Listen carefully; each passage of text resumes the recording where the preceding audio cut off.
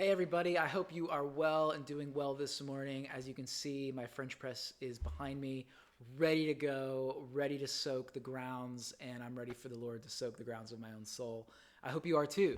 As we sort of journey into these next few minutes, I just want to remind you that what we're trying to do in these weeks are to recover the Jewishness of Jesus in a very short amount of time. And I'm going to read this text right here in Luke 2, verse 41.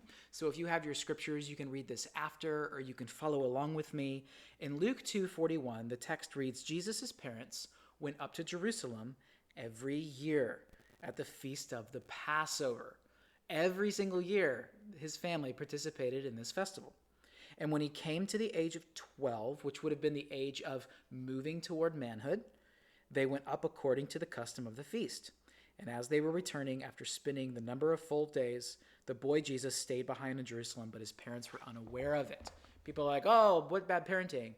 Well, remember, they would have caravanned from Nazareth. A bunch of people would have walked and done their journey up to Jerusalem, sang the Psalms of Ascent. It would have been a community enterprise. And so it would not have been weird for them to lose track of Jesus for a number of days, because he would just assume that he's in tote, he's become a man, and that we don't have to keep track of him like we once did, because we're all in this together as a community. Well, they realize he's not with them, and he's back in the temple, and he's beginning to sit, the text says. It says when they find him, he's actually sitting down with the sages in the temple. These are the rabbis who at this time had become very learned, had spent years and years and years studying. Remember, age 5, they begin to memorize Torah. Age 10, they become experts in it and start to memorize the oral Torah. Age 30, they're given authority and can actually begin to interpret Torah. And so Jesus was sitting around at age 12 with some of these sages. And what was he doing? He was sitting with them. Well, he was sitting with them because when authority is given, when authority is spoken in the first century, they would sit. Have you ever heard of the seat of Moses, right? You can actually find that if you go to Chorazin, which is in the North Galilee region. You can see a seat of Moses in one of the synagogues. When a teaching was authoritative in first century Judaism, the teachers would sit down and then they would give their teaching. This is why when Jesus gives the Sermon on the Mount, what does it say? He went up on the mountain and sat down, because he was giving authority in a way they had never heard someone give about the Torah. So he's sitting down and they're asking each other questions. Now, the way that you would debate in the first century Jewish world is that you wouldn't answer a question with an answer. You would answer a question with a question to show that you not only knew the answer, but could keep the conversation going.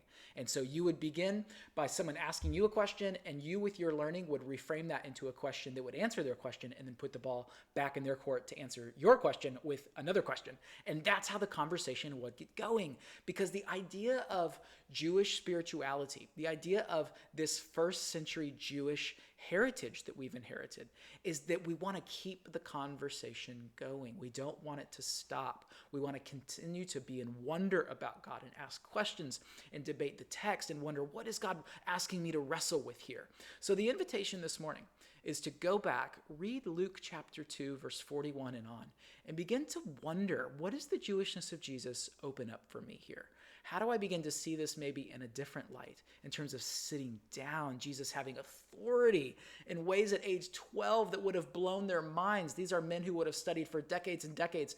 And here comes Jesus showing that he had memorized God's word and put it in his heart and had a kind of understanding, a wisdom that blew their minds. So maybe the question to ask yourself is, are you hiding God's word in your heart?